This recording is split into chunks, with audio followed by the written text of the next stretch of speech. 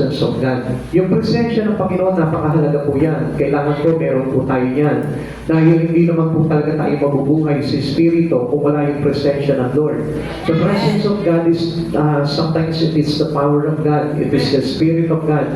Yan po yung magpalagay parang Espiritu ng Diyos, yung siya mismo na kailangan po maloob sa atin para maganap yung mga bagay na nais ng Diyos sa ating pagkatawag. Okay. Ang pag-aaralan po natin ngayon, practicing the presence of God. So, how many of us practicing the presence of God? So, kung minsan, magtatanong tayo, paano ba pinapractice yung presence ng Lord? Yan po yung malabo po sa atin. Maraming Kristiyano, they are walking in His own. Sa sarili lamang po nila, lumalakad po sila, gumagawa sila, o kaya naman sumasok pa sila sa Panginoon sa pamamagitan lamang po ng sarili. Kaya dito mapapansin po natin that there is no changes happen to them. Parang walang pagbabago. It is the same yesterday or the same with the old life. Ganun pa rin po sila, wala nababago po doon. E makikita nyo, hindi po talaga nag-grow yung espiritu nila, hindi po sila talaga parang hindi po talaga umuusad yung kapangyarihan ng Diyos sa buhay po nila. It is really because there's no presence. Wala yung presence ng Lord. Alam niyo po ba kapag naranasan natin ang presensya ng Panginoon, hindi mo na iiwan ng Panginoon.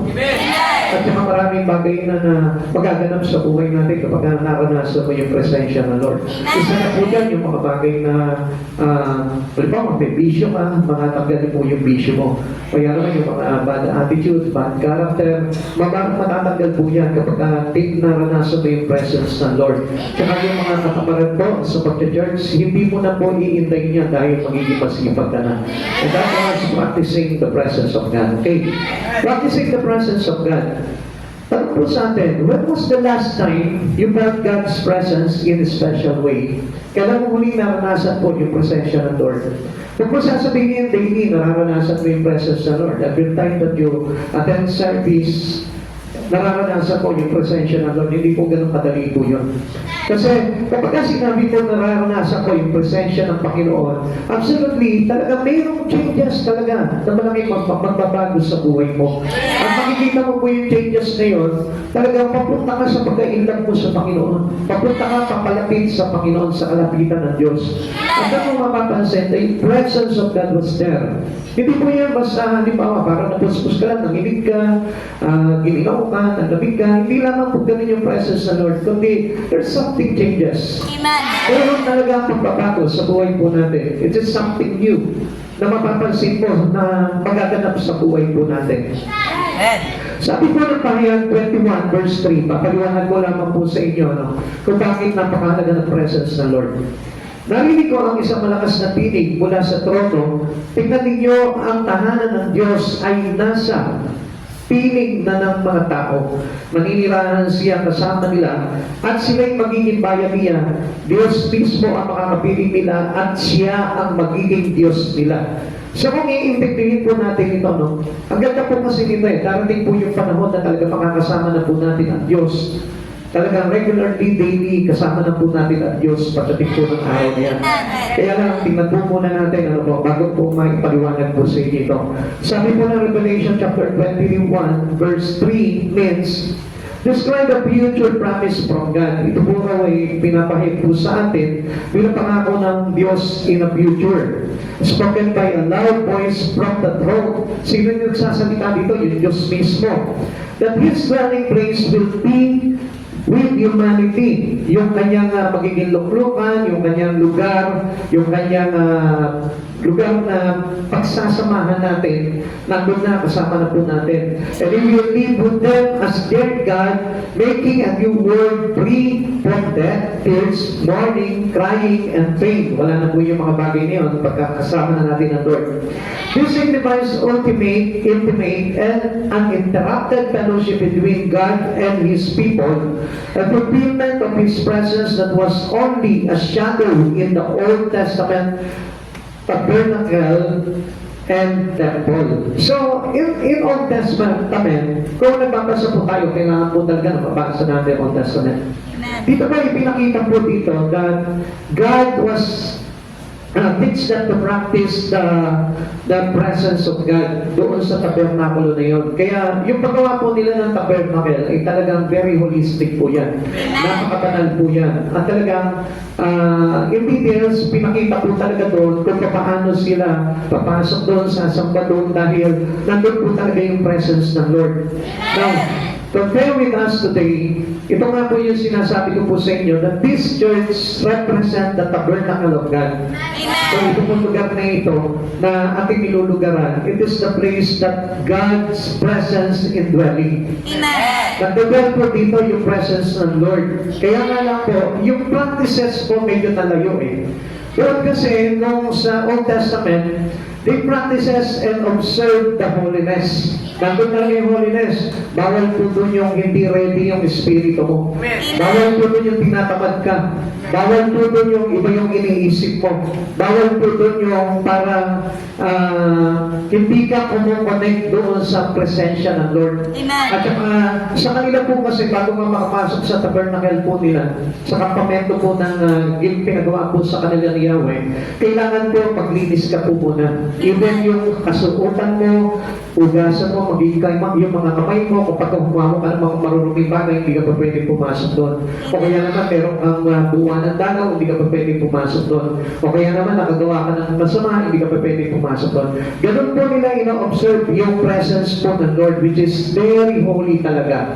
Kaya na, kung mapapansin po natin, the same with today, ganun din po dapat ang maging pagsamba po natin sa Panginoon. Pagpasok po natin ng church, kailangan po na ina-observe natin yung holiness ng Lord. We respect, we honor, we give highly reverence for the Lord. Kailangan po na ginagawa po natin yun. And we must pay attention to the presence of God. Ganun po yung ibig sabihin po dito. God is only and omnipresent, and yet He was to dwell among humans. Alam niyo, ang Diyos po mismo ang nagsabi na gusto niya talaga makapili niya tayo. Gusto niya na maranasan niya tayo. Gusto niya na ikaw mismo maranasan ka niya at ikaw mismo maranasan mo siya. Sabi niya po sa Exodus chapter 29 verse 45, I will dwell among the people of Israel and will be their God. Yung bang kumbaga, bakit ka nandito ngayon? Kasi gusto ng Diyos na siya yung maging Diyos mo. Pakisabi mo sa katabi mo, gusto ng Diyos na siya yung maging Diyos mo. Gusto ng Diyos na siya yung maging Diyos mo. Yan, kung bakit po tayo pinala ng Panginoon po dito. The Lord wants a relationship with people, and that is expressed by His commandment to the Israelites to build an earthly dwelling place for Him. So kaya nakita niyo po, no, lumaganap na po yung mga churches, ano po.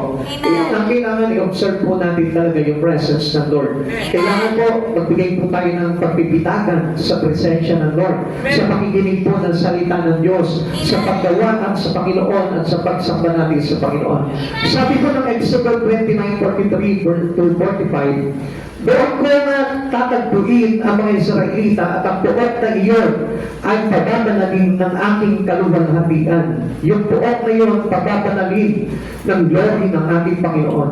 Gagawin kong sagrado ang tol ng tipanan, ganon din ang altar, at ibubukod ko si Aaron at ang kanyang mga anak na lalaki upang maglingkod sa aking bilang mga pari. Ako'y makakasama nila at ako ang magiging Diyos nila. So kung papansinin po natin, ano po, ang ganda po na talagang gusto mangyari ng Diyos po sa atin. At saka akala po natin, minsan binabaliwala lang po natin ang church, ano po, pero ang hindi niyo po alam po dito, gusto ng Lord na maranasan kanya. Yung presence naman niya, gusto ng Diyos na itong paranasabi. Kasi ng Lord talaga yung relational with human. Gusto niya talaga mabuo po yung relation natin sa Panginoon. Hindi po parang binabaliwala lang natin ang Diyos sa buhay po natin. Alam niyo po, pag ganun po nangyari pagdating po ng bagong langit at bagong lupa, hindi po tayo mapapabilang doon. Dahil talagang ang Diyos po talaga, gusto niya talaga, all of us will be observing the holiness of Him. Kailangan talagang matutunan natin talaga na sumamba sa Panginoon at magkaroon ng relasyon na banal sa ating Panginoon sa Kristo. Tandaan niyo po yun. When will it happen? Kailan po ba ito mangyayari? The promise in Revelation 21 verse 3, Unawain niyo po mabuti, ano po? Refers to the new heaven and new earth and will be fulfilled after several key prophetic events at the end of the time. Kailan daw po ito mangyayari? According to the biblical timeline found in the book of Revelations, this will happen after tribulation. The return of Christ, the millennial kingdom, and the final judgment. Tapos na po ang lahat. So, ibig sabihin, nahukuman na po lahat ng mga tao. Nahukuman niya na po yung mga sumasampalataya at hindi sumasampalataya. Nahukuman niya na po ang diablo. Nahukuman niya na po ang kasamaan. Kaya, dito na po bababa yung bagong langit at bagong lupa na kung saan kasama na po natin ang Diyos pagpakailanman. So napakasarap po nito, kaya nga po kailangan po tayo sumunod po talaga sa mga bagay na itinuturo sa atin ng Panginoon at hindi po natin binabaliwala yung mga bagay na yun. Huwag yung pupunta ka dito sa church na parang wala lang, napunta ka lang dito tapos hindi mo naranasan yung presence ng Lord, hindi natin ginalang, hindi natin nirespeto yung presensya ng Lord. Kailangan po talaga natin na igalang po talaga natin, yung observe po natin talaga yung presence ng Lord, napakahalaga po niya. But only, I want to experience your presence. No, hindi naman po para maranasan yung presensya ng Lord, kundi we need to keep our life into His presence. Kailangan lagi po tayo nandun sa presence ng Lord para hindi na po tayo mawala sa ating Panginoon. How do you recognize this presence? Paano po natin para-recognize yung presence po ng Panginoon? How can we describe the presence of God? Sabi po dito, the Creator is everywhere, but He is not present in all places in the same way. Siya po lumikha ng lahat ng bagay, siya po yung manlilikha, pero hindi po siya yung nalikha. Okay. Alam po natin that He is the Creator of heaven and earth, He is the Creator of everything. Kaya, maraming nandun siya sa bawat lugar, pero hindi sa lahat, sabi niyo po dito. Amen. He is in creation, but creation is not Him. Siya po yung nag-create ng lahat ng mga bagay, pero hindi po siya yung creation ng po. Amen. Kasi, minsan, alam niyo po bakit sinabi po ito, that He is not a creation? Kasi kung minsan po, marami pong tao, ang sinasamba na po yung creation. Kaya nga po, paringin na sinasabi sa atin ng Panginoon dito, that He is not the creation. Amen? But creation is not Him. Sabi po sa atin dito. So, sa madaling salita, He is not the creation. Siya yung nag-create. Kaya siya yung dapat nasabayin po natin, not the creation. Pero kung mapapansin po natin, we cannot observe holiness of God, the presence of God, kung ang ating bibigyan ng halaga sa buhay po natin is only the creation and not the Creator. Kaya lagi po natin tatandaan yung mahalaga po yun na tayo po lahat ay nagbibigay po ng pagpapahalaga, ng banal na pagpupuri sa ating Panginoon sa Kanya dahil siya po yung Creator natin. And that is always with followers of Christ. But sometimes He manifests Himself to believers in a special way. Alam niyo po, kapag ikaw talagang tagasunod ka ng Panginoon Yesu Cristo, expect mo na nandun talaga yung presence ng Lord. Kaya lang kung minsan po kasi hindi siya nag-dwell deeply sa isang tao, it is because yung presence po kasi ng Lord is very mailap po yan eh. Hindi po basta-basta mag-dwell sa iyo yan kung hindi mo talaga i-observe yung kanyang kabanalan. Kailangan niya mabuhay tayo sa kabanalan. Kaya ano sabi sa atin ng Panginoon? We cannot seek God without holiness. Hindi natin makikita ang Panginoon, hindi natin masusumpungan ang Panginoon kung wala yung kabanalan. God revealing Himself by His Spirit to our spirit for the specific purpose of, ito po yung mga sumusunod. At Diyos daw nagpapahayag sa atin sa pamamagitan ng Kanyang Espiritu sa ating Espiritu. Kaya nga, without yung Espiritu natin, kapag hindi ko connect sa Espiritu ng Lord yan, hindi po talaga natin mararanasan yung Espiritu ng Lord o yung the presence of God. Now, ano po ba yung layunin po dito kung bakit pinaparanasan po sa atin yung Kanyang Espiritu? Now, una, to encouraging us. Para may courage po tayo na lumapit sa Panginoon. May courage tayo na mawili tayo sa presence ng ating Panginoon. Ikalawa, enabling us. Yung paganahin tayo sa mga bagay na nais ng Panginoon sa buhay natin. Kaya nga nagsisimba na eh. Kasi yung Espiritu ng Lord kasi pumasok na po sa iyan. Kaya ka nakikinig na ng salita ng Diyos. He was enabling you to listen to understand, to go in church, to do things in the Spirit, to glorify Him. Amen. Ikatlo, energizing us. Isa ito sa mga bagay na kung saan i-reveal po sa atin ang Espiritu ng Diyos para na sa ganon makita po natin na nandiyan po talaga yung presence ng Lord. Amen. Yung ine-energize niya po yung ating Espiritu, not your body. Amen. Yung katawan po natin, hindi po naman yun ang talagang target po talaga ng Lord Which is, ang target po talaga ng Lord is our spirit. Kasi we cannot go with God without having a healthy spirit. Tatang po natin yun. Pag hindi malusog yung ating espiritu, pag patay yung espiritu natin, hindi tayo makakasama sa Panginoon pagdating ng araw.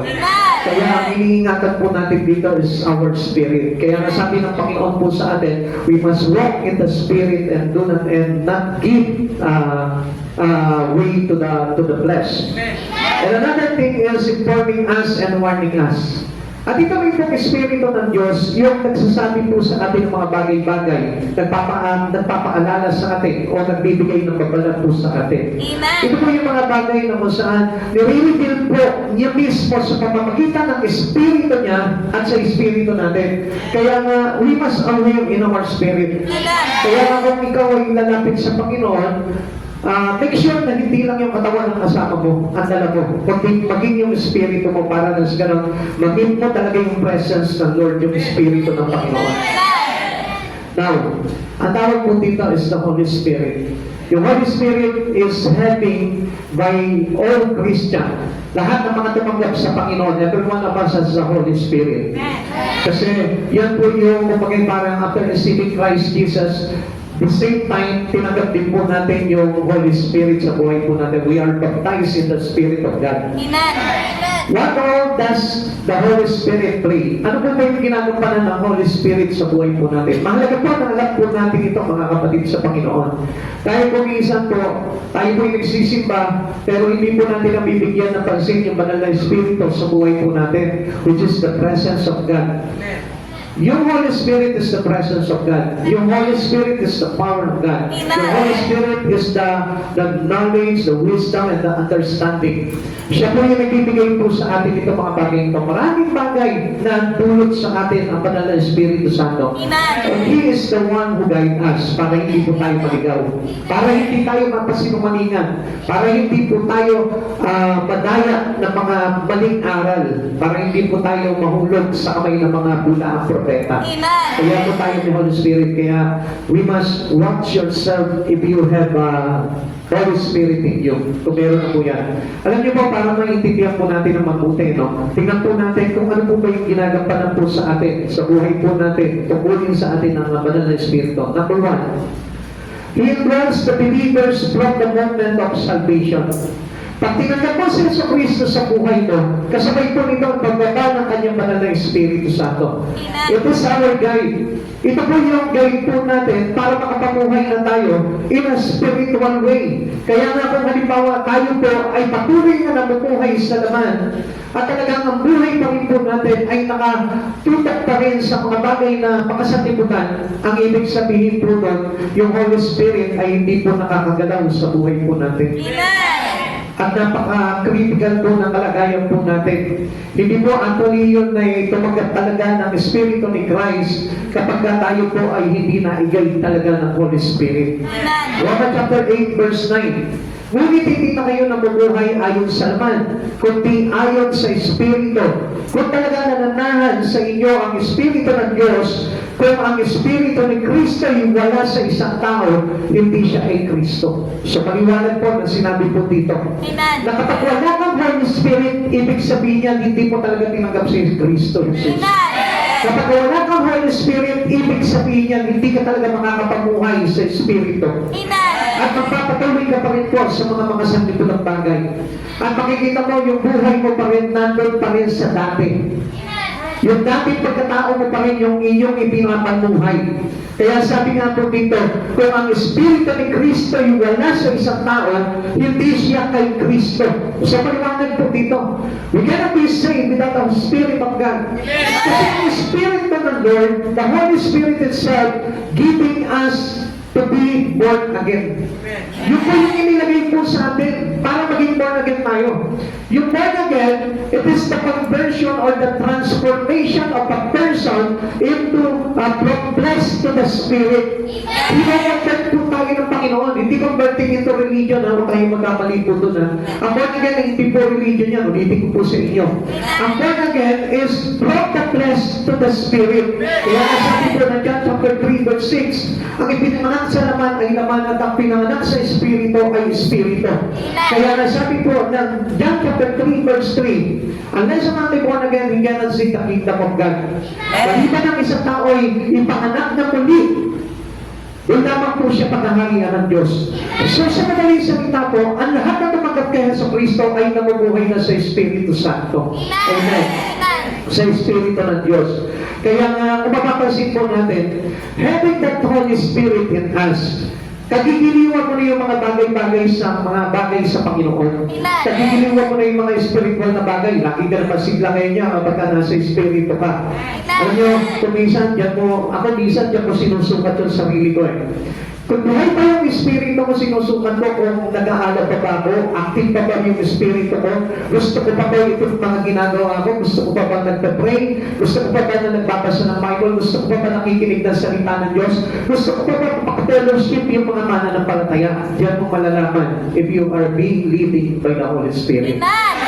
Tingnan mo kung halimbawa ngayon sa oras na ito, kung mayroon lumulugso sa kalooban mo, ng galak, at para bagang uhaw ka, butot na butot ka sa salita ng Diyos na Diyos na Holy Spirit. Pero kapag parang wala ka nararamdaman, parang manhid ka, parang puro kayo na yung puso mo na hindi na ba parang tinatapik yung puso mo ng mga bagay sa Panginoon.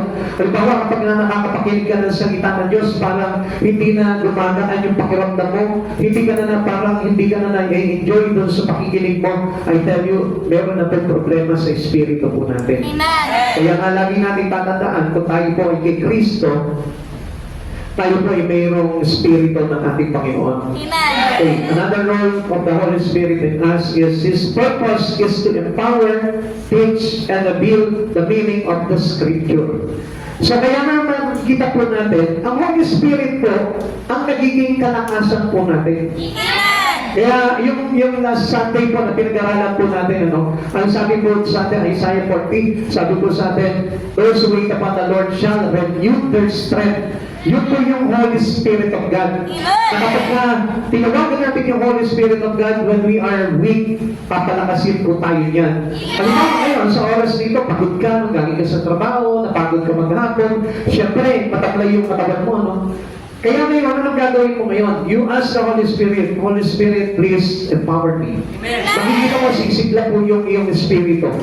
At hindi ka nangangantok hindi ka mananaklay, hindi ka kakamarin, hindi ka mababagot. Kasi yun yung pinalululan ng Holy Spirit. Napakalit ka ng Holy Spirit sa isang tao. Kaya, kung mapapansin mo natin, maraming bagay na magagawa mo kapag meron kang Holy Spirit. At yung mga bagay na hindi mo magawa sa Panginoon, magagawa mo yan kapag meron ka ng Holy Spirit. Whose purpose, layunin niya raw para palakasin tayo, turuan tayo, at i-reveal po sa atin, pahayag sa atin, yung kahulugan ng mga salita niya. Sabi ko na Luke 24 verse 45, at binuksan niya ang kanilang pag-iisip upang maunawaan nila ang mga kasulatan. Kaya isang bagay din po para mapagbasihan niyo kung may Holy Spirit ka na. How many of us here right now, na kapag nagbasa ka ng Bible, maliwanag na, nag-iintindihan mo yung kahulugan. You have that Holy Spirit. Amen. Pero kung halimbawa, ang pangunawa ko sa banal na kasulatan ng Diyos ay parang wala lang. Basta nabasa mo lang, pero wala tumutusok.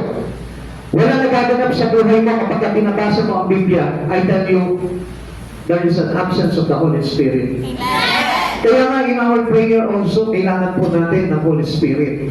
Para sa ganon, which is the Holy Spirit that powered our prayer. Amen. So tandaan natin kung kulang po tayo sa kaalaman, ask the Holy Spirit. Sabi po sa atin ng Santiago chapter 1 verse 5, kung kulang kayo sa kaalaman, humingi kayo sa Diyos, saka na magbigay ang Panginoon at hindi walang halong panumbal.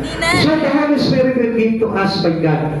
Ano mang bagay na hingin po natin sa Panginoon, in the Spirit, in a spiritual thing, ang darating po sa atin, ang isasend sa atin ng Lord, which is His own Spirit.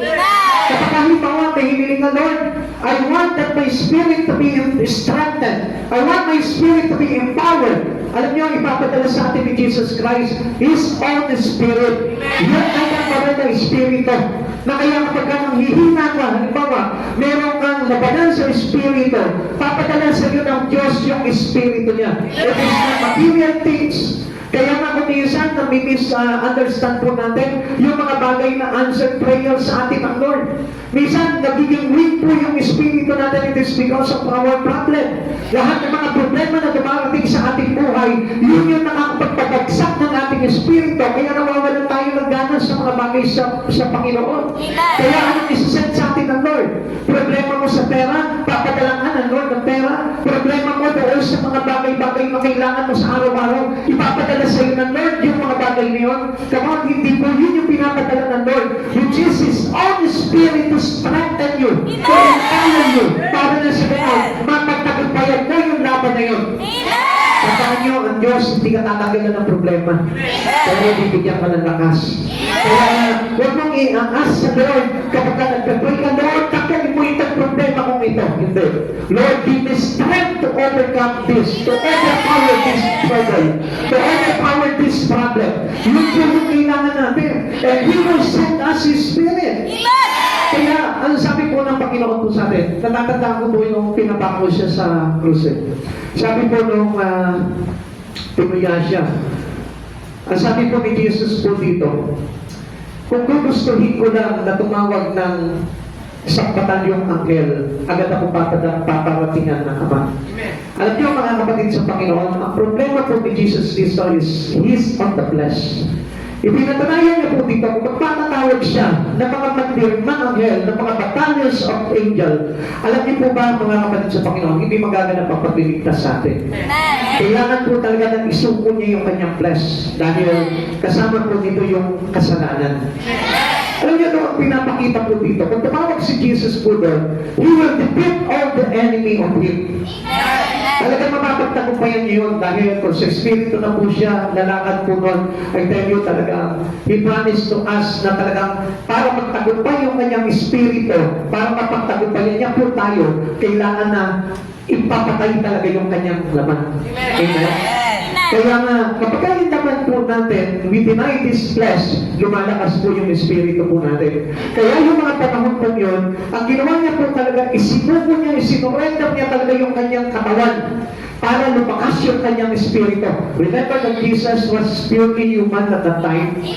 Kaya ganun din po yung kailangan natin. When we have trouble, when we have problem, anong hihingi natin sa Panginoon? Lord, bigyan mo ako para mabayaran ko itong mga utang na ito. Hindi. Ask the Holy Spirit to help in you. Dahil yung Holy Spirit na yun, yun ang katuwang po natin para mag-overcome po natin yung battle na yun. Lahat po tayo inalaw ng Lord po into problems or any troubles in life. Pinaraan tayo dyan para matest talaga ng Lord if we are learning how to walk in the Spirit of God. Kung tayo ba'y natutunan? Natutunan na ba natin na lumakad sa Espiritu ng Diyos? Kaya parang wala nang sa-isa yung mga bagay na ginagawa natin. Learn to walk in the Spirit of God. Kaya kapag nandito po tayo, deny your flesh. Kung halimbawa, naghihina ka ngayon, palakasin mo yung Espiritu mo. Halimbawa, nagtatapad ka ngayon, inaantok ka ngayon, gisingin mo yung Espiritu mo, huwag ka papayag. Dahil kapag na-overwhelm po ng katawan natin, yung Espiritu po natin, hindi po tayo talaga makakalakad sa Espiritu ng Diyos. Tuloy pa po natin, the role of the Holy Spirit in us. The Spirit enable us to become more like Christ in our attitudes and action. Yung Holy Spirit din po mismo, ang gagawin po sa atin para magkaroon po tayo ng tinatawag na Christ-like attitude and action. Yung sa mga ginagawa po natin, matutularan po natin ang Panginoon po niyan. Kaya hindi nyo napapansin, di ba? Kapag naglingkod ka na sa Panginoon, makikita mo, gagawin mo na yung mga bagay-bagay na ginagawa ni Jesus.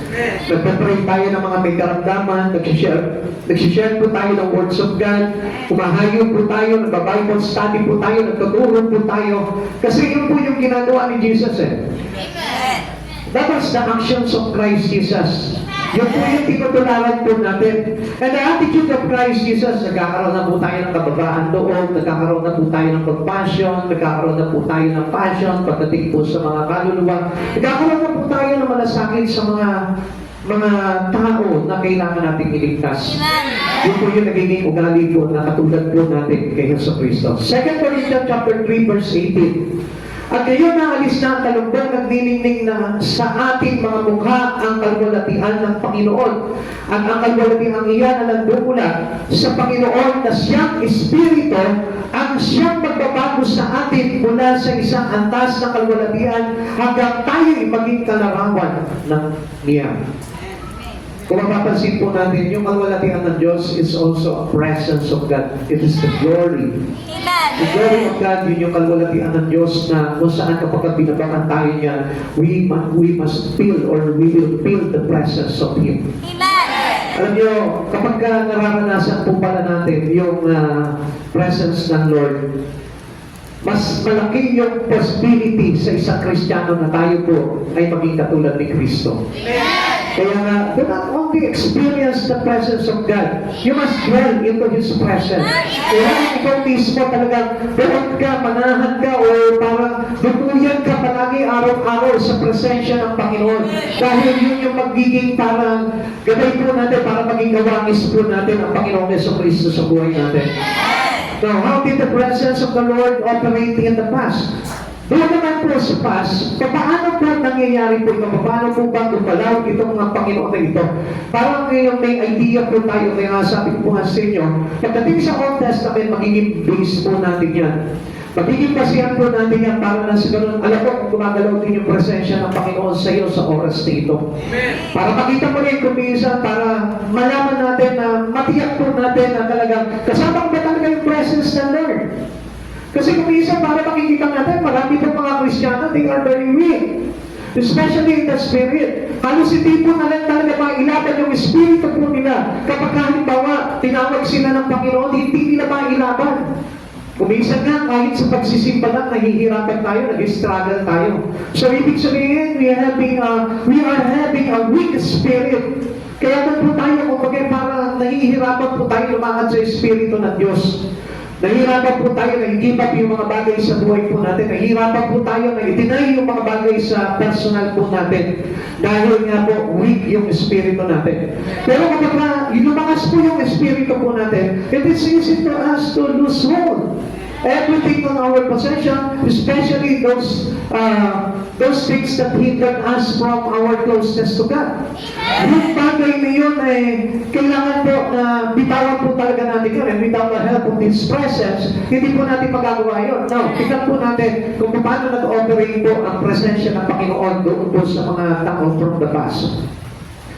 The Father revealed His presence to Moses through the burning bush. Alam niyo po, ito po bago mangyari po ito, bago ma-encounter po ni Moises yung burning bush, yung po maliit na puno na naglalagablab na hindi nasusunod doon sa ilang, natatong niyo po ito. Siya po ay nagpapastal po ng kanyang mga tupa ng kanyang biyanan.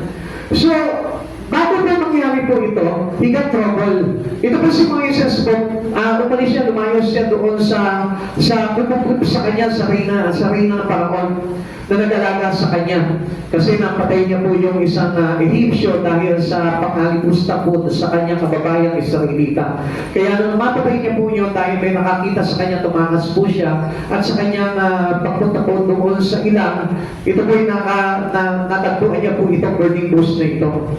So, doon po yung presence ng Lord, into these things, nagparanas po ang Panginoon, which means yung pagiging omnipotent ng Lord, yung pagiging omniscient ng Lord, yung omnipresent ng Panginoon, nandun sa maliit na puno na yun. So, alam niyo po ba minsan, para maranasan po natin yung presence ng Lord, kailangan na mayroon tayong circumstances na magtutulak po sa atin para maranasan natin o ma-encounter natin yung presence ng Lord. Alam niyo po ba kung minsan karamihan po sa mga Kristiyano kung bakit nandito po kayo ngayon? Alam niyo kung ano nagtulak po sa inyo? Yung mga problema.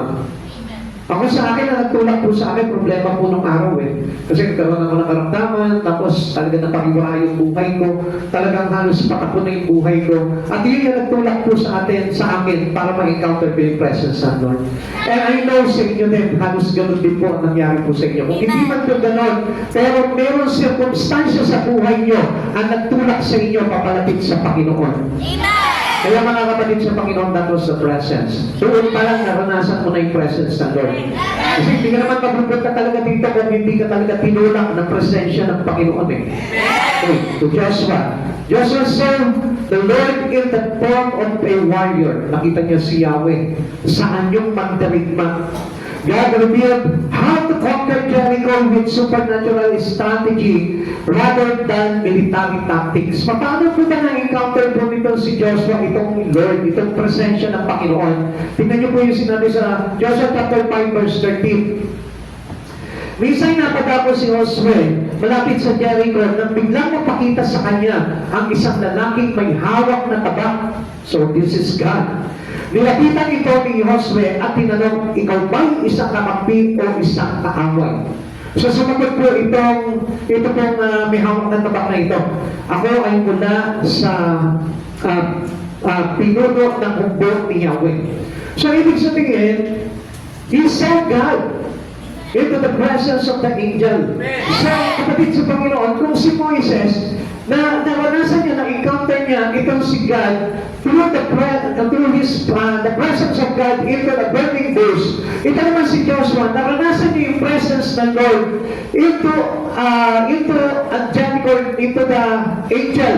Yan. To a warring angel. So, ipinakita dito si Yahweh bilang isang mandirigma. Kaya, ano po, kasi yung time na yun, meron pinadidigma po sa kanila si Yahweh. So, tingnan niyo po yan ha. Kapag meron din sa atin ang Panginoon, it is very important because God will be experiencing by a person who in charge of this task. Dito sa binibigay ng Lord na gawain ito. Ibawa, ikaw, inutusan ka ng Panginoon sa gawain na ito. Obviously, kapag sumunod ka, nandun yung presence ng Lord. Kaya every people who serve God has the presence of God. Hindi makakapaglingkod ang isang tao kung wala ang presensya ng Panginoon. Kaya akala ko, kumisan, dinidisregard po nila yung mga bagay na binibigay sa kanilang obligasyon or responsibility ng Panginoon. Kaya yung presence ng Lord kasabay dito nawawala. Kaya do not disregard yung calling natin sa Panginoon. Huwag mo tatanggihan yung panawagan mo sa Panginoon kasi tinatanggihan mo rin pati yung presence ng Lord. Okay, ano nangyari po dito? Ang nangyari po dito, nung nakipag-battle po sila, pero po sa Jericho, obviously, diba, alam na po natin yun, ano? Yung daw po ng Jericho na yun, hindi po mismo sila ang talagang nag-defeat at nagpapagsak ng Jericho wall, kundi the holy presence of God. Kapatid sa Panginoon, ito yung madalas na tinuturo ko sa inyo mga manggagawa ng church. Minsan kaya hindi tayo maka-akay, nahihirapan tayo. It is because we lose the presence of God. Minsan kasi hindi tayo seryoso sa calling ng Lord. Minsan kasi disobedient tayo into His instruction. Minsan kasi nilalaro lang natin at hindi talaga definitely ginagawa natin yung talagang pinagagawa sa atin ng Lord. Pero alam niyo po ba, kapag ginawa po natin talaga ng mainam at puso yung bagay na pinagagawa sa atin ng Lord, makikita mo sasagana yung bunga ng mga gawa po natin. Kaya yun nga po yung madalas na tinuturo ko sa inyo mga mahayop po dito. Kaya nahihirapan po tayo na talagang kumakain. It is because the absence of the presence of God. Make sure na kapag hahayo kayo, dala nyo yung presence ng Lord. Make sure na kapag nagpe-preach kayo, kailangan dala natin ang presence ng Lord. Alam niyo, ang problema lang po dito, we need to be united into the presence of God. I as your pastor and you as my flocks. Kung tayo pa susunod lahat, sumusunod ako para turuan kayo. Sumusunod kayo para gawin yung mga tinuturo sa inyo. Alam niyo po ba, pagbubungahin tayo ng presence ng Lord? Kaya hindi tayo sinasama ng presence ng Lord. It is all of us being disobedient to Him. Minsan wala tayong gana sa pakikinig ng salita ng Diyos. Minsan nag-aaral tayo, sumasamba tayo, pero pinabaliwala natin yun. Kaya yung presence ng Lord, hindi po natin maranasan sa pagsapa po natin. It's supposed to be napakaganda ng presensya ng Lord. At napakaraming pwedeng gawin ito sa buhay natin. Pwede makapagpabagsak ito yung tinatawag na well of Jericho into your life. Yung mga harang sa iyo para umasenso ang buhay mo. Yung mga harang sa iyo, yung mga pader para bininhana ang buhay mo. Hindi po bumabagsak yun. Dahil nga po, ang nangyayari po sa atin, we cannot listen, we don't want to listen into the instruction of His presence. We're not living by the presence of the Holy God. Kailangan kapag sumasamba tayo sa Panginoon, make sure na talagang titignan mo at talagang papakinggan mo po na mabuti yung pong binibigay na instruction sa atin po ng Panginoon. Kaya nga kapatid sa Panginoon, gusto ko po na malaman yun, napakahalaga ng ginagampanan ng presensya ng Panginoon. Kung mapapansin po natin sa kanila, inikutan lang nila ng inikutan yung Jericho. Yung Jericho wall na po yun. At yung instruction po ng Lord sa 6 na araw, iikutan nila ng 1 beses po yun. Nandun po yung may hawak ng tambuli, at tapos nandun yung kapanantipan, nandun yung mga sacerdote.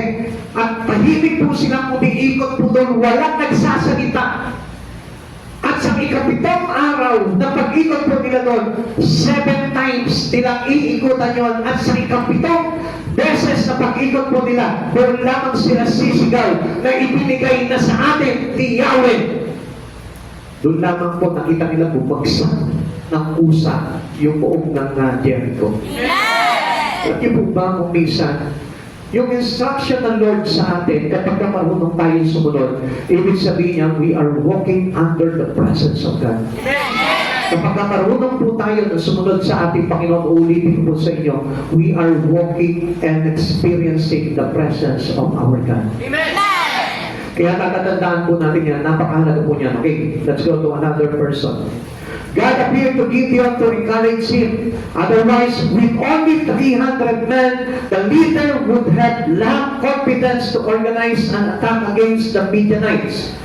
Alam niyo po, in spite of being weak and small, sino po yung pinakamaliit na lipi? Kalahating lipi lamang po itong lipi po nitong si Gideon. Alam niyo po ba na doubted pa po itong si Gideon kasi sa weak. Mahina po ito si Gideon. Pero yung presence ng Lord na na-encounter niya, yun yung nag-guide po sa kanya para palakasin yung Lord niya. Alam niyo, minsan mahihina yung loob natin. We are weak. With regards on having a calling from God, medyo duwag po tayo. Minsan marami po tulog sa atin. Alam niyo po ba kung bakit tayo nagiging duwag? We become coward without the Holy Spirit. We become coward without the presence of God. Kaya natatakot tayo maglingkod sa Lord. Kaya natatakot tayo na baka mawalan tayo ng mga bagay-bagay sa buhay natin. It is because of the absence of the presence of God in you. If you know Jesus in your life, still dapat mananalig ka rin na guided tayo ng presensya ng Panginoon. At yun yung nagpapalakas sa atin para magtagumpay tayo sa laban ng Lord. And never doubt that you will be defeated. Isa natatakot tayo, paano yung pastor? Baka mamaya ibigay ko yung buhay ko sa Panginoon. Baka naman maghirap ako sa buhay. Come on, it is down. And living with it down is having not the presence of God. Wala yung presensya ng Lord kapag tayo may down, kapag tayo tuwag, kapag tayo takot sa mga bagay na pinagagawa ng Diyos sa buhay po natin. Minsan na nakaka tayo na mag-isa sa pagawa sa Panginoon. Gusto natin marami tayo. Pero ano sabi po nitong Diyos na ito kay Gideon? Sabi niya, it is enough for 300 people, a person, to attack this Midianite. Sabi niya kung gano'n dito. Kasi kung marami kayo, hindi mahahayag ang kapangyarihan ng Diyos. The presence of God will not recognize. Kaya nga kapatid sa Panginoon, kung gagawa po tayo, make sure na tayo po'y nakadepende o nakarelay tayo sa presensya ng Panginoon, hindi sa iyong kapwa. Kung minsan umaasa po tayo sa kapwa po natin, sama ako kay ganito kasi ito masipag talaga humayo ito. Sama ako kay ganito kasi ito magaling magsalita ito sa tao. Come on, ang kailangan ng Lord, hindi yung mga doubter, hindi yung mga doubt, hindi yung puno-puno ng pag-aalinlangan sa presensya ng Panginoon, hindi yung mga natatakot na magpagamit ng buhay sa Panginoon. Ang gusto ng Lord, yung handa talaga yung puso niya na tanggapin yung kanyang gawain sa Panginoon. Yung tapak na ilaban ng Diyos sa buhay niya. Yun ang gusto ng Lord. In spite of being weak and small, gusto ng Panginoon na ikaw ay maranasan mo na kapag nandiyan ang presensya ng Lord, tumatapat ka, lumalakas ka, at nagiging kapalit ng Diyos. Amen. Ganun yung nagiging presensya po na meron tayo. Na kahit na mahina ka, kahit na kulang ka sa ganito, pero kapag pinagamit mo ang buhay mo sa Panginoon, makikita mo kapag ka tumayo ka, nag-preach ka, kapag ka ikaw gumawa sa Panginoon, makikita mo yung presensya ng Lord, kumakasi sa iyo, at nagiging extraordinary ka. Kuminsan parang kuminsan makikita mo nga ang isang tao kapag nag-share mo. Minsan pag nag-share, obviously na kinakabahan. Obviously na doubted siya doon sa kanyang sinishare. Alam niyo ang ibig sabihin nun? Absence of the presence of God.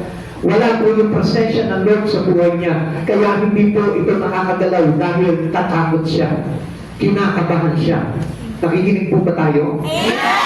Kaya kung minsan parang paano ito, kung lilingkod ako sa Panginoon, paano na pamilya ko? There is no presence of God in you. Amen. That's why you become coward. Ang tawag ng Lord po itong coward, mga duwag. At walang lingkod ng Diyos na duwag. Kailangan kapag naglingkod ka sa Panginoon, pinaunlakan mo ang Diyos, kailangan maging matapang ka. Kaya hindi, pagdating po sa panawagan ng Panginoon. Amen. Amen. Kaya masabi nga mo dito, no, si Gideon, in spite of being weak and small, ano nangyari sa kanya? Naging magdirigma siya ni Yahweh. Natapos niya lahat yung mga Midianita po ng araw na yun. At lahat po ng mga Midianita, natakot po sila dito kay Gideon. Amen? Kaya nga siya binansagan, di ba? Kaya nga meron po tinatawag na the sword of Gideon. Sa tabak ni Gideon, tinapos niya itong mga Midianita na ito. Kaya po, siya po yung tinawag na sword of Gideon. Okay. Sino ba po? Ito po si Jeremiah. God met with Jeremiah. God's presence empowered Jeremiah to proclaim Judah's disobedient and called them to repentance. Minsan nga, di ba, sa pamilya lang natin, natatakot tayo na i-rebuke po sila sa pagiging disobedient nila. Natatakot tayo na sabihin sa kanila na lumapit kayo sa Panginoon, mali yung ginagawa ninyo. Minsan natatakot po tayo na i-rebuke po sila sa mga kasalanan nila.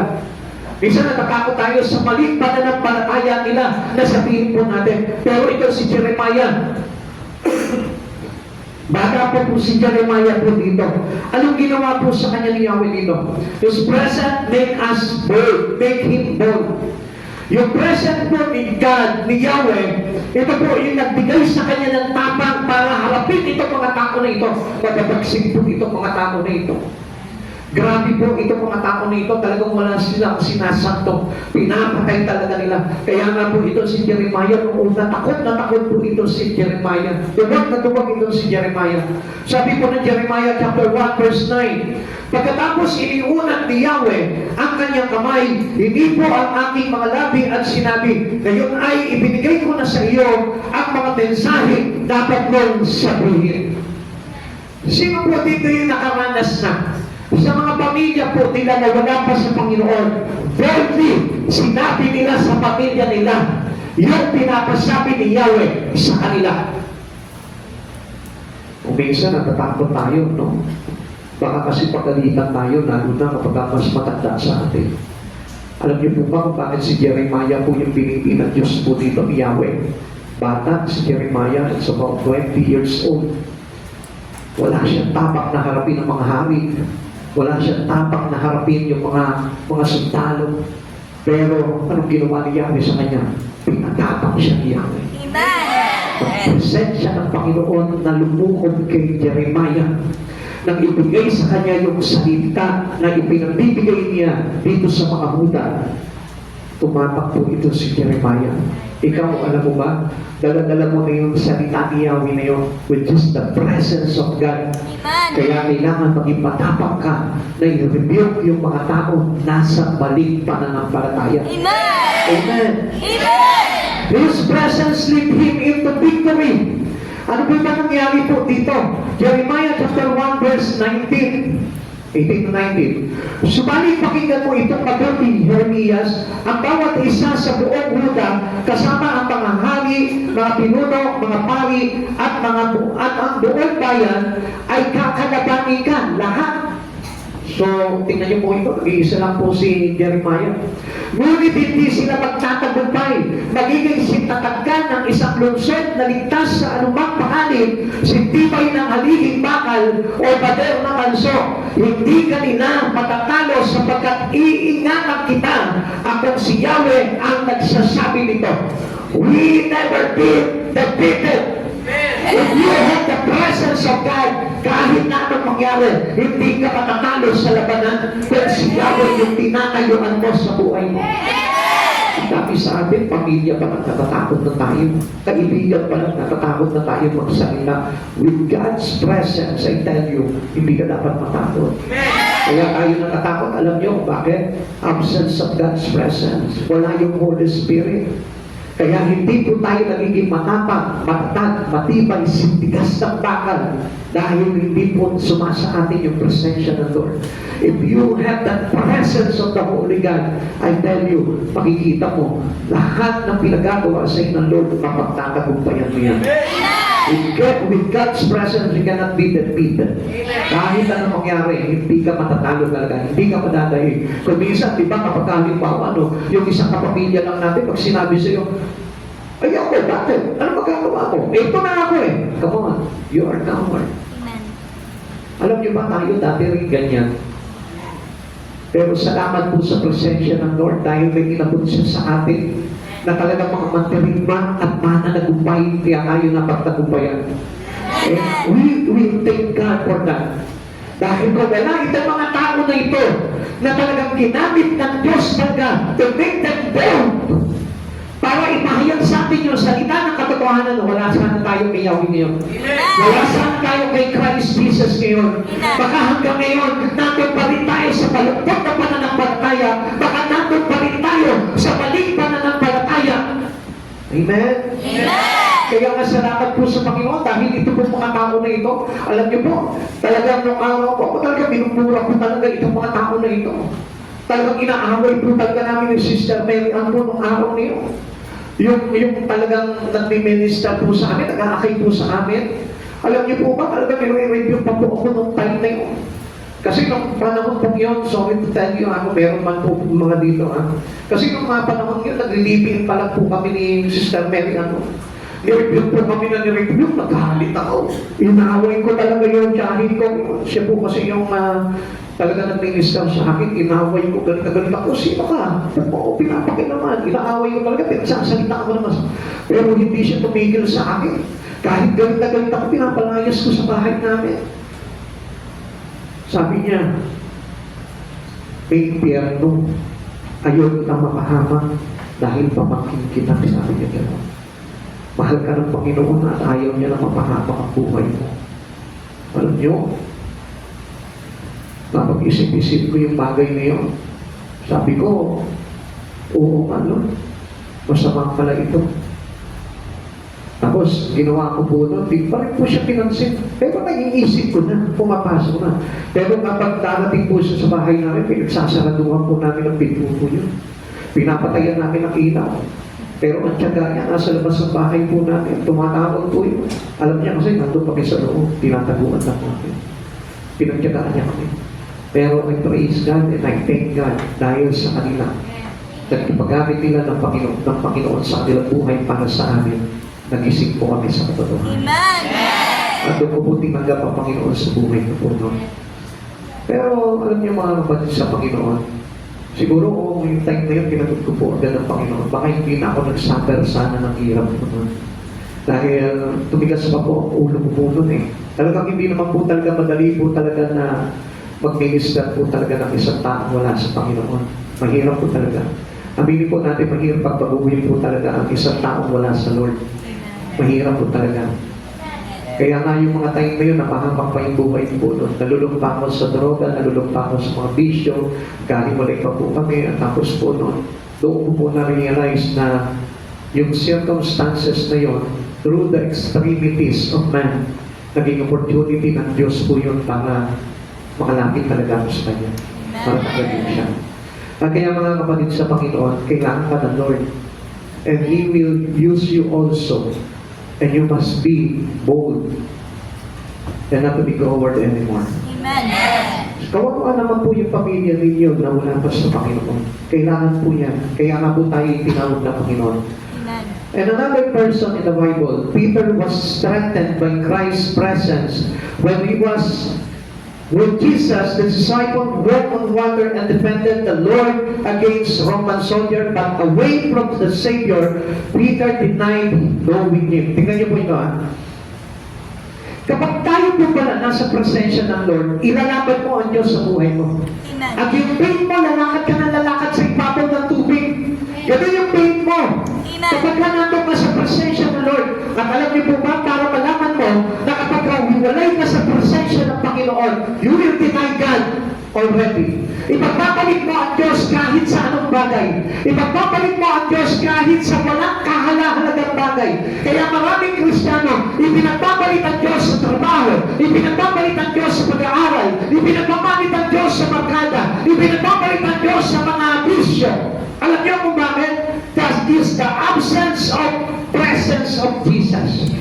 If you are away from Christ Jesus, kapag manayo ka na sa presensya ni Yesu Cristo, talagang i-deny mo na si Jesus sa buhay mo.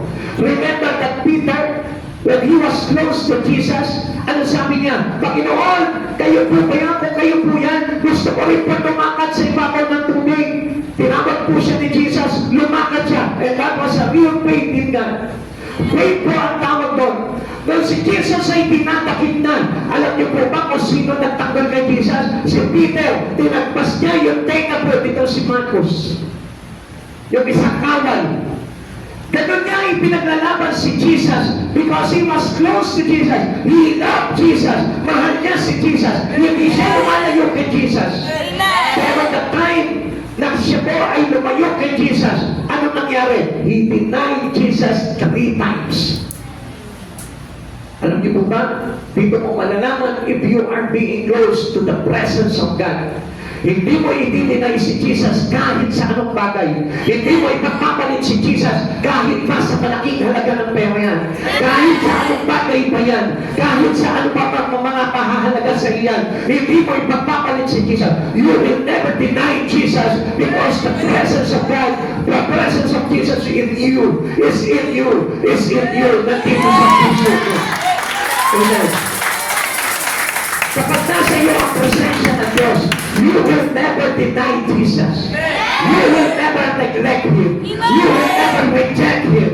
Hindi mo kailanman itatagwa si Jesus sa buhay mo sapagkat yung closest ng presence ng Lord, yun yung nagpapaisa sa atin through Christ Jesus.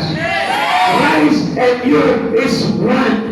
Nagiging kaisa tayo kay Jesus if you are having the presence of Jesus. Remember, kung si Jesus po dito sa lupa, naging matibay si Jesus, you know what?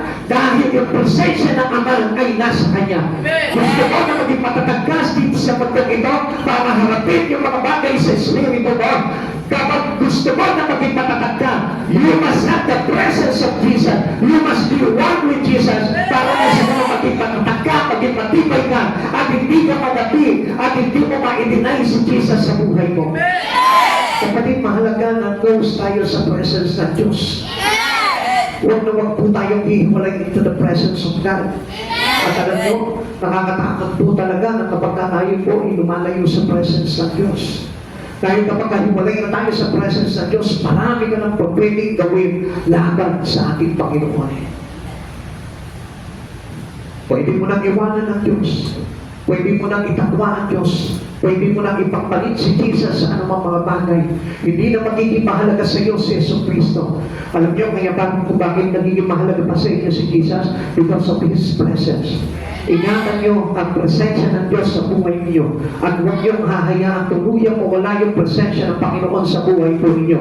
Sapagkat the time na mawala yung presence ng Lord, hindi ka na magkakaroon ng gana sa pagsisimba mo. Hindi ka na magkakaroon ng gana sa paglilingkod mo. Gaganahan ka na lang ulit sa mga bagay na makasanlibutan ng mga mundo. Amen. Amen. Kaya naman mahalaga po si Jesus kay Peter. Well, so Jesus on his way to Damascus. If the apostle hadn't known the presence of God, he would not have continued to preach the gospel in the face of beating, imprisonment, and persecution. Kapatid sa Panginoon, kaya nga marami sa ating takot. Marami sa atin ayaw mahirapan. Marami sa atin ayaw mapagod. It is because they are not experienced the presence of God. Natatakot sila mangitim. Natatakot sila na maubos yung oras nila at panahon nila sa Panginoon. You know why? Alam niyo kung bakit? Because they didn't yet encounter the presence of God. Pag na-experience mo at na-encounter mo yung presensya ng Panginoon, hindi ka na matatakot na kahit nabutugin ka, na kahit paratangan ka, na kahit i-persecute ka, hindi ka na matatakot because you know that the presence is always there for you. Ating palagi kasama mo yung presensya ng Diyos. Hindi ka matatakot na kahit nagabihin ka sa church. Nakita niyo po yung mga kabataan, minsan pagdating sa church, pag inabi sila sa church, natatakot sila. Pero kapag ginagabi sa piyesta ng plaza, ng mga tawid, hindi sila natatakot kahit pagala-gala sila dyan. Kahit kasama nila yung boyfriend nila, yung mga barkada nila, hindi sila natatakot. Pero kapag sa Diyos, sa Lord, sa simbahan, sa church, aatin sila ng gawain ng Panginoon, natatakot po kasi kami, madinig po kasi doon sa inuulian namin. Amen? Kasi hindi mo kilala yung presence ng Lord eh. That presence will guide you, protect you. Amen. Yung presensya ng Lord na yun, yung magtatanggol sa iyo into your enemy. Yun yung magdidepende sa atin, sa mga kaaway. Tapos yung presensya na yun, doon ka pa natatakot. Yung presensya ng Diyos na yun, natatakot ka. Naku, baka matindaw po ako ng gabi sa church, baka mamaya, ma-rape po kasi ako sa tatahanan eh. Naman ang presensya ng Lord. Pero kapag kasama mo yung mga barkada mo na wala sa Diyos, hindi ka natatakot na ma-rape. Hindi ka natatakot na mapahanak. Come on. Kapatid si Panginoon, dapat mabuksan po yung inyong mga pananaw. Baligtad po tayo pagdating sa Panginoon, natatakot tayo. Pero pagdating sa mga bagay na makasanlibutan, sige lang tayo, sugod lang tayo, hindi tayo natatakot. You know why? Because until now, hindi mo pa na-experience o na-encounter yung presensya ng Diyos. Kapag yung presensya ng Diyos na yun, na-encounter mo sa buhay mo, katulad kay Pablo, dediretso ka ng todo sa paglilingkod mo sa Panginoon. Whatever happens to you, nandun yung lakas ng loob at tapang mo dahil nandun ang presensya ng Diyos na lagi na kasama. Amen. Amen. Hindi ka papabayaan, hindi ka iiwanan ng presensya ng Diyos. Tingnan mo sa oras na ito, halos kung babalansihin mo yung buhay mo, halos wala na sa Panginoon. You know why? Pinabayaan mo yung presence ng Lord eh. Hindi niyo po ba napapansin po yun? Kasi kapag binitawan mo yung presence ng Lord sa buhay mo, na yun na yun ang Diyos na nag-guide sa iyo, yun yung Diyos na nag-iingat ng Espiritu mo at nagpapanatili ng kaligtasan mo. Walang ka talaga ng gana sa Panginoon kapag nagbintawan mo yun. Talagang hindi mo na pipiliin ang Diyos sa buhay mo. Mas pipiliin mo pa kung talaga ang kumita ng pera. Mas pipiliin mo pa talaga ang pagpagkada. Mas pipiliin mo pa talaga yung mga bagay na makasanlibutan. honest to you guys. Gusto ko po talaga na malaman po ninyo itong mga kapatid sa Panginoon. Dahil kung minsan, sige, toto tayo sa mga bagay na makasantibutan. Pero pagdating sa Panginoon, nililimitahan natin ang Panginoon. At alam niyo po ba ang ibig sabihin nyo? You limiting the presence of the work of the presence of God in your life. Ikaw yung pumipigil eh.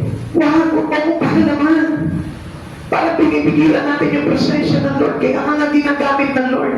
Kasi completely gusto niya talaga mangyari sa iyo yung completion. Amen? Kaya without the presence of God, hindi mangyayari yung completion sa buhay mo. Kaya pagdating ng Panginoon sa Kristo, kulang ka. Titipangin ka, kulang ka. At si Jesus ang gagawa niyo by the help of His presence. Amen. Diba, maintindihan po natin yung mga bagay ngayon. Kaya alam niyo, sarap-sarap pag naglilingkod ka sa Panginoon eh. Ako para sa akin, kulang na po talaga yung panahon para sa Diyos.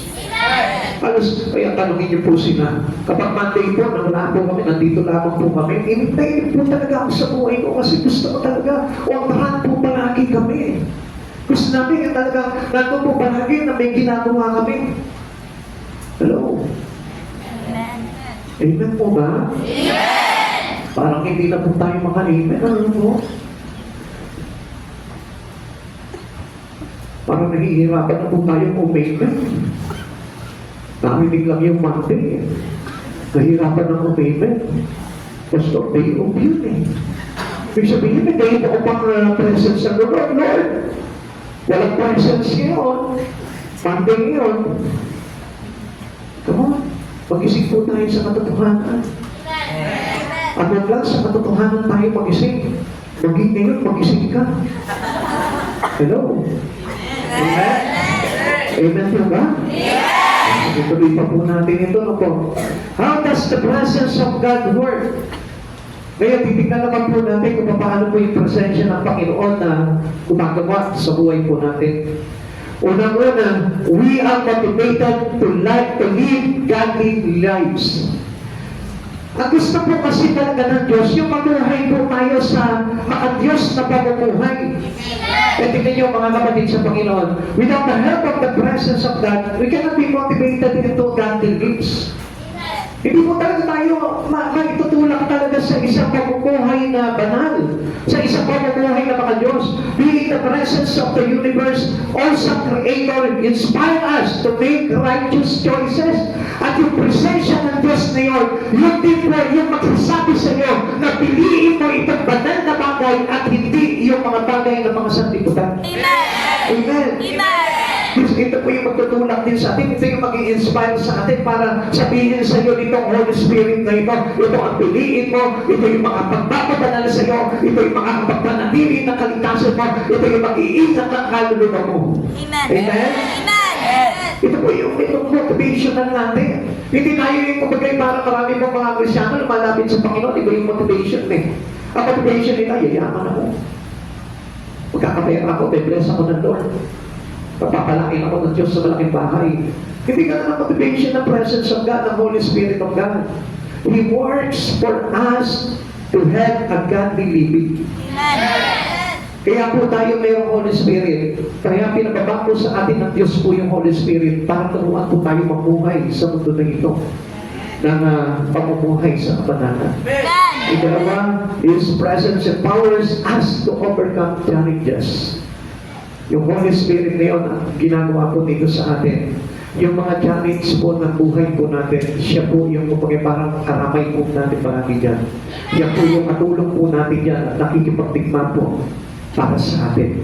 David knew Jehovah would defend his name and give him the victory against Goliath. Kaya po ito po si David, ano po, ang nag-motivate po sa kanya. Alam niyo, hindi naman po iyabang ang nag-motivate po kay David eh. Kasi di ba kung papansinin po natin si David, ano, sabi niya po dito sa hari, kay Hari Saul, sabi niya, kapag yung aking mga alagang tupa, kapag sinasalakay ng mga leyon, ang ginagawa ko, hinahawakan ko sa panga at binapali ko ito. Hindi naman pag-iyapak yun eh.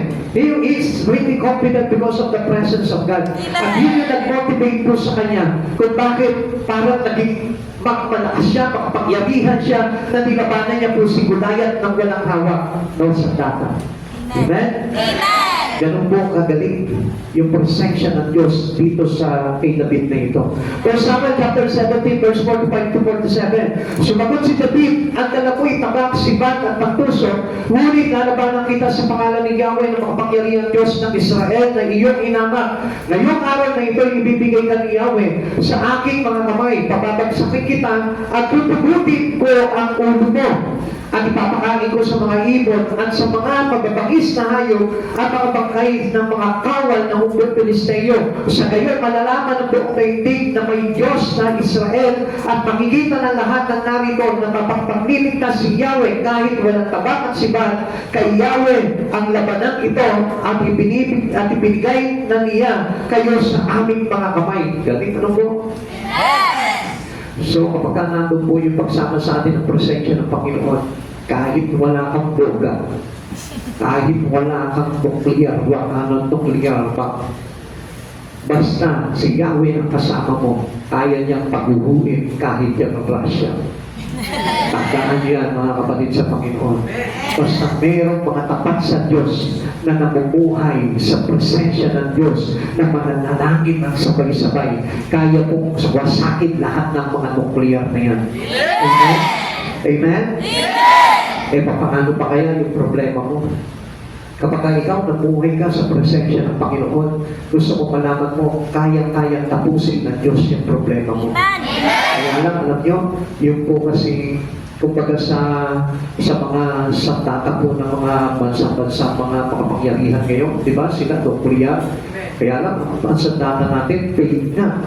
Paid nga yung ating sandata, gawa 12 naman. Amen? Sinlakas lang ng watusi yung pain natin. Paano natin mapapasabog po yung nuclear na yun at maaawat natin? Amen? Pero by the help of the presence of God, kahit na po sabihin natin maliit yung pananampalataya, pero honestly, tapat ka sa Diyos at talagang solido yung presensya ng Diyos na nakagagalaw sa buhay mo, tandaan mo ito, walang kahit na anong makapangyarihan sa buong mundo nito na hindi mo mapapabagsak. And last number 3, we bring this perspective. Through the Spirit of God, yung perspective po natin, yung ating pananaw po sa buhay, mababago yan. God revealed to Elisha's servant the angelic warriors outnumbered King Aram's army. Nakatandaan niyo po ito? Yung napaligiran na po sila ng mga Syrian, Assyrian soldier na nakakarwahe pa, ano? Kala mo makikipagdigma, pero ang hinahantik lang po nila si Eliseo. Amen? Kasi pinamarites po ito si King Aram. Tatandaan niyo po ba yun? Kasi nakakapunto si King Aram eh. Ito si Aram, nagtataka siya sa bakit alam ng lahat ng mga, alam po ng kalaban po nila, yung mga plano po nito si Aram. Amen? Sabi niya doon sa isang kawal niya, wala namang pong nagtataksil po sa inyo sa mga kawal. Kaya lang po talaga, mayroon pong nagmamarites sa atin. Sino? Sabi niya gano'n, si Propeta Eliseo. Si Eliseo. Tapos, yun nga po, nakuwento po dito na ito si Eliseo ang nakakaalam dahil sinasabi sa kanya ni Yahweh lahat ng plano dito mga Assyrian na ito. Amen?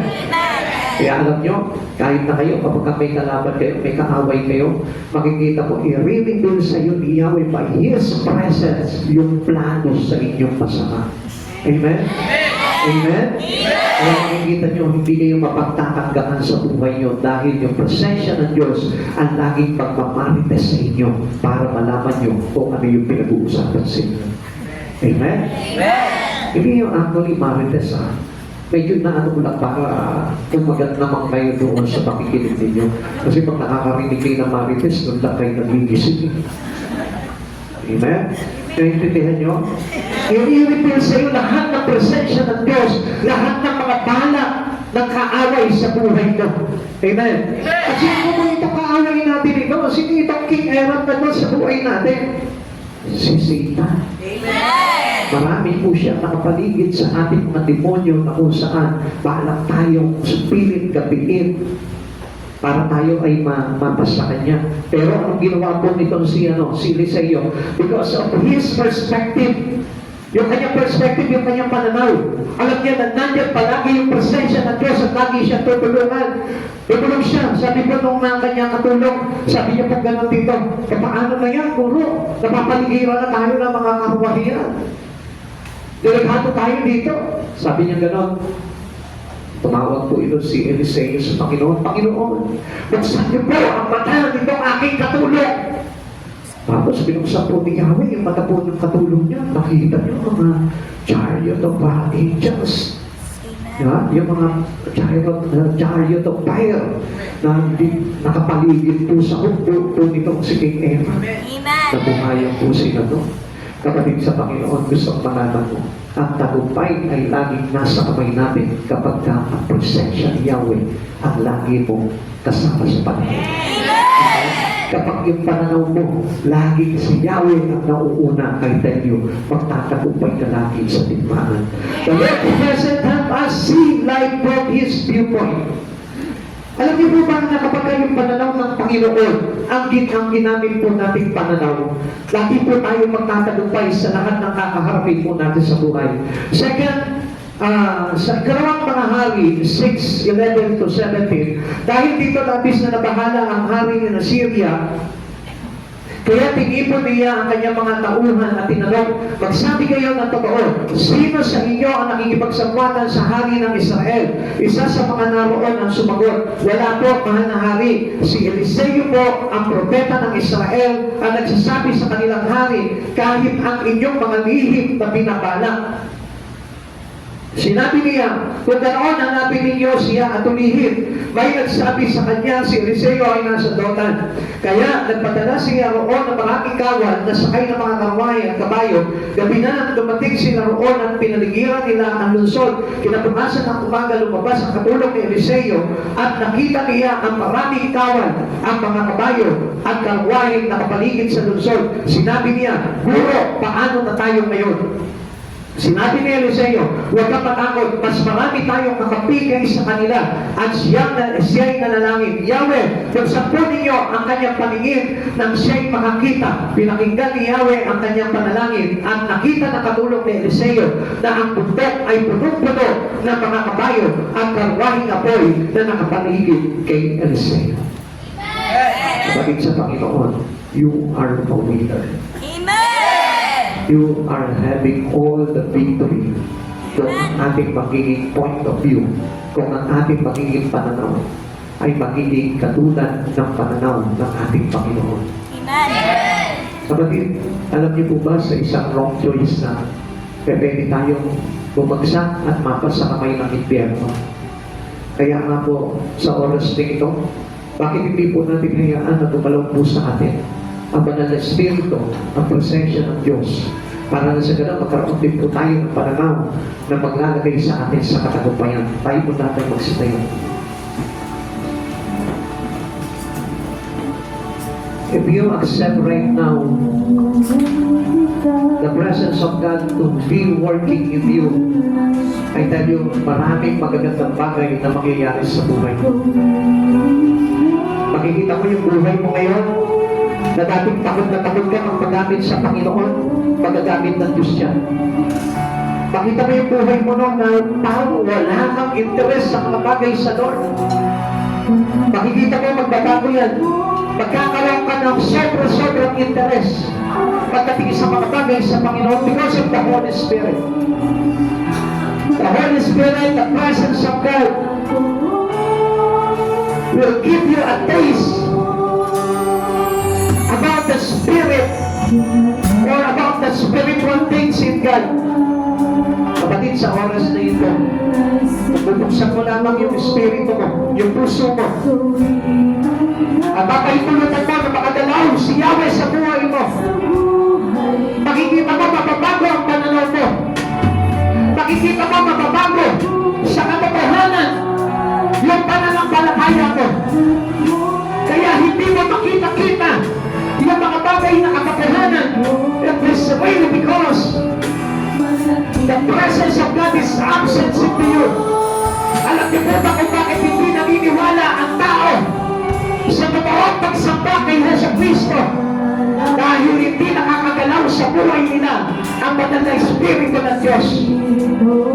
They know the Father, they know the Son, and they know the Holy Spirit, but isn't working in them.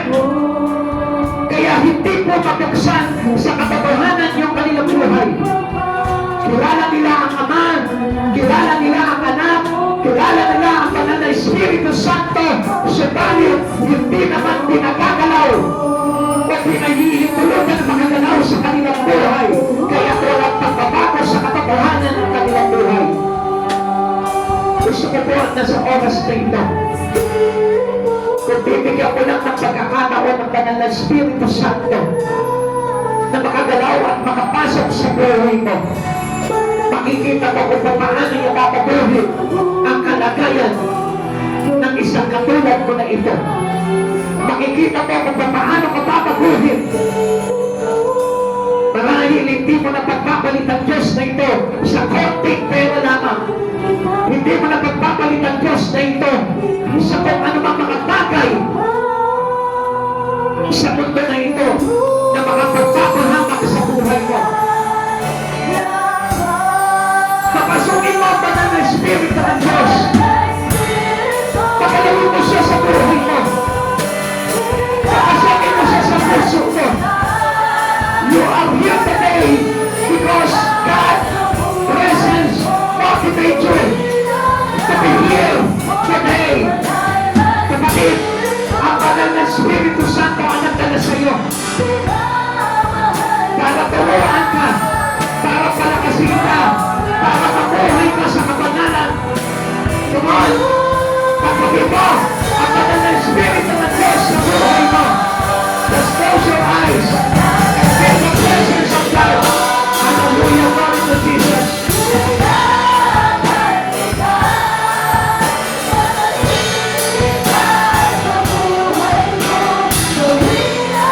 Kamahit mo sa oras na ito ang presensya ng Diyos. Kamahit mo yung presensya ng Diyos sa puso ko, sa kalooban mo. Palahagyan mo na parang mayroong inaayos sa puso mo ang banal na Espiritu na ito. Alam niyo po ba nung araw? Kaya nagkaroon ako ng interes sa mga bagay sa Panginoon. Hindi sa kung anong mga bagay. Hindi ako nangingi sa Panginoon, Lord. Pasaganahin mo ang buhay ko, maglilingkod ako sa iyo. Hindi ako humingi sa Panginoon ng mga material na bagay. Alam niyo kung anong hilingi ko sa Panginoon? Hindi ako humingi sa Kanya ng trabaho para mapunan ko yung pangangailangan ng pamilya ko. Alam niyo kung anong hilingi ko sa Panginoon? Lord, baguhin mo ang pananaw ko. Alisin mo ako sa pananaw ng makasanlibutan. Lagay mo ako sa kabanalan. Lagay mo ako sa presensya mo. Alam niyo po, nung ipinanalangin ko sa Panginoon yung bagay na yun, every time na ako po ay ma-attend at dumadalo ng gawain, naiingit ako sa mga pastor, naiingit ako sa pag-preach nila, naiingit ako sa mga tao na naglilingkod sa Panginoon, naiingit ako doon sa mga talento nila, sa madaling salita. Binago ng Panginoon yung panlasa ng isang makasalanang katulad ko para makapabuhay ako sa kabanalan ng Diyos. Although inaamin ko, hindi ako perfecto, pero gusto ko pong malaman po ninyo, hindi ko kailanman ipagpapalit ng Diyos sa buhay ko, sapagkat yun ang nararapat na gawin ng isang katulad natin. Tayo hindi dahil sa Kanya, sana napahamak na po tayong lahat. Kundi dahil doon sa mga tao na ginamit niya para mabuksan yung ating mga puso, espiritu. Sana ngayon, masamang tao na po tayo ngayon. Kapatid sa Panginoon, bakit hindi mo damahin sa puso mo ngayon si Yesu Cristo? Akala mo lang wala ang Diyos ngayon. Pero kapag tinisaya mo siya, sabi mo, Lord, sige, kumalaw ka sa puso mo. Sige, Lord, pakilaman mo ang buhay ko. Sige, Lord, pasukin mo ang kaibuturan ko, Lord. Ayusin mo ito, Panginoon. Ayusin mo yung buhay ko, Lord. Tagalin mo, Panginoon, lahat ng mga kasamaan. Tagalin mo lahat ng mga malipa ng Lord. Tagalin mo ano ba mga spirit ng Panginoon na hindi nabibilang sa iyo. Makikita mo, papasok sa iyo ang kabanalan ng Diyos. At makakabit mo muli yung pagkaingat mo sa Kanya. Hindi mo na siya ipagpakalit kailanman. Kahit na anong order ng sanlibutan ito, gusto ko palaman mo, pag totoo, tinanggap mo si Yesu Cristo sa buhay mo. Kasabay nito ang kanal na Espiritu ng Diyos. Makikita mo, iibigin mo ng todo-todo sa buhay mo ang Panginoong Yesu Cristo. Come on, kapatid. Lamay mo siya sa puso mo, nandyan siya. Sabi niya sa apat ng pahayag, kumakatok ako, nakatayo ako sa harapan ng iyong pinto. Kung pagtutugsan mo ako, papasok ako at sabay tayo kakain sa harapan. Kung kayo magkakaroon ng intimacy with God, kung kayo magkakaroon ng malalim na ugnayan sa Panginoon, kung mo makikilala ng todo si Yesu Cristo sa buhay mo, buksan mo ang puso mo, papasukin mo ang Banal na Espiritu sa oras na ito. Lord, isipin mo ang kapay ko ang Espiritu, Lord. Lord, hindi mo sa Panginoon. Hindi mo sa Panginoon. Hallelujah, hallelujah. Hallelujah, hallelujah.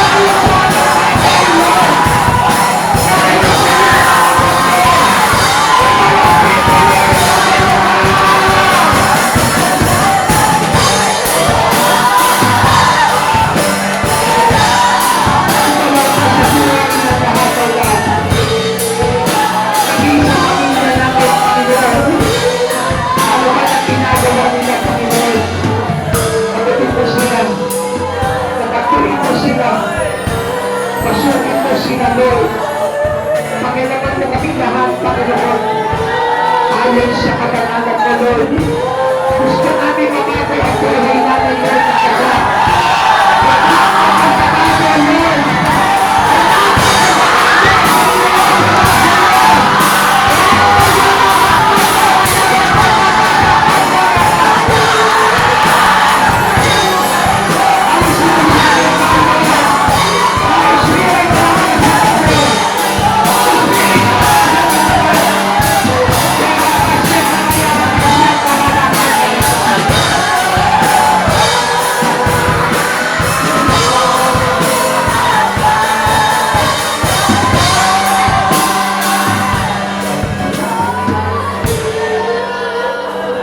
Panginoon,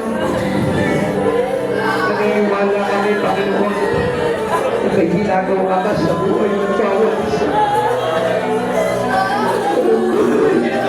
Pinapasok po ang puso namin sa oras nito, Lord. Inuugasan mo ito, Panginoon, sa lahat ng karumihan. Alam ko sa oras nito, Lord, dati mo pa lang, Panginoon, pinilis na kami, O God. Panginoon Jesus, papasalamat po kami sa oras nito, Lord. At ang pagkapakumbaba na tinatanggap ka namin, Banal na Espiritu, upang patuloy, Panginoon, na mag-ingat ng aming mga kaluluwa. Panginoon Jesus, inilalapit po namin sa iyo ang kalagayan po ng bawat isa sa amin. Ang pagkarumihan ng iyong mga anak, Lord, na nakikita mo sa aming ugal, sa aming isip, salita at sa gawa, maging sa aming puso, O Lord, at kaluluwa. Panginoon, iisip mo po ito. Pinapagtulutan ka namin, Lord, kung malaw ka sa buhay ng bawat isa. Tumalaw ka, Panginoon, sa buhay ng bawat isa. Tumalaw ka sa buhay ng pamilya namin, O God. Katapuhin mo sila, Lord. Katapuhin mo kami lahat, O God. Kailangan mo, Panginoon, ang kapanalan mo. Kapatupunan namin ipabuhay, Panginoon, na wala kami. Alisin mo kami, Panginoon, sa pagkahumaling sa libutan. Alisin mo po kami, Panginoon, sa pagkalulong po dito, O Lord. Ilagan mo po kami, Panginoon, sa kabanalan mo, O God, at mga bagay ng mga langit lamang, O God. Panginoon, salamat po, Lord, sa biyaya ng iyong presensya, O God. At nalaman po namin sa oras dito, Lord, may ginawa ka na sa aming mga buhay. I-claim po namin ito, Lord. At ito po, Panginoon, ay hindi namin pag-aalinlanganan sapagkat ikaw naman po talaga ang Diyos na nagpapabago ng buhay ng mga taong lumalapit sa iyo. Maraming salamat po, Panginoong Jesus. Patuloy mong itala at panatiliin ang aming mga pangalan sa aklat ng buhay ng God upang sa pagbabalik mo, Panginoon, Lord, manatiling nakasulat ang aming mga pangalan ng God sa aklat ng buhay. Panginoong Jesus, maraming salamat po, Lord. Huwag na pong aangalis sa aming tabi, Panginoon, sapagkat para sa amin, Lord, para kami naibilang sa mga patay kung wala ka, Panginoon, sa aming buhay. Panginoon, maraming salamat po, Lord. Pagpalain mo po, Panginoon, ang bawat isa ayon sa kanilang mga pananampalataya. Pagpalain mo po sila ayon sa iyong kalooban. Pagpalain mo po sila, Panginoon, sa lahat ng kanilang pangangailangan. Higit sa lahat, pagpalain mo po sila, Panginoon, ang malalim na ugnayan para sa iyo, Lord. Panginoon, palakasin mo bawat espiritu, O God, at hayaan mo magamit ang buhay namin para sa karangalan mo po lamang, Panginoon. Panginoon, tumutulog po ko sa iyo na sa pag-ulito namin ng aming mga tahanan, iligtas mo po kami, tilayo mo po kami sa aming kapahamakan, maluwalhati kami makarating, Panginoon, sa aming uuwian, sa aming tahanan. Ligtas, Panginoon, at nasa pagsama at paggabay ng iyong mga libo-libong mandiribang anghel sa langit na nahahawi sa anumang mga gawa ng kaaway. Maraming salamat po. Panuti po kami ng iyong banal na dugo. Pagpalain mo po ang church na ito, Lord, maging ang aming church sa Kalasyaw. Kaya kami ng Diyos, Panginoon, na patuloy din ang umalaw sa buhay ng mga kapatid po namin ng nariyan ng God. Maraming salamat po, Lord. Lord, patuloy po namin itinutulog sa iyo ang lahat ng mga nagtitiwala sa iyo, Panginoon, hindi lamang sa bansang ito, Lord, maging sa iba't ibang bansa, Panginoon. Hawakan mo po kami lahat lahat, Panginoon, hanggang sa iyong pagdating, Panginoon, nananatili kami, Panginoon, na nasa iyo, God, at ipapanig mo kami ligtas, Panginoon, sa piling mo, Panginoong Jesucristo.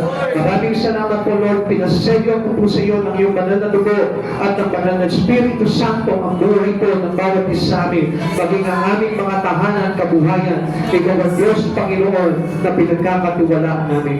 Maraming salamat po, Panginoong Jesus. Kiniklaim po namin na sa gabing ito, Lord, malaki ang magagawa ng buhay na ito, Panginoon, sa isang pagbabagal na nakalaan para sa iyo lamang, Panginoon. Maraming salamat po, Lord, sa iyo at dakilang kapunyan karangalan sa tanging pangalan mo po lamang ibinabalik po namin ang lahat ng pagsalamat at papuri sa dakilang pangalan po ng aming tagapagligtas na aming Panginoong Jesucristo. Amen and amen. God bless po.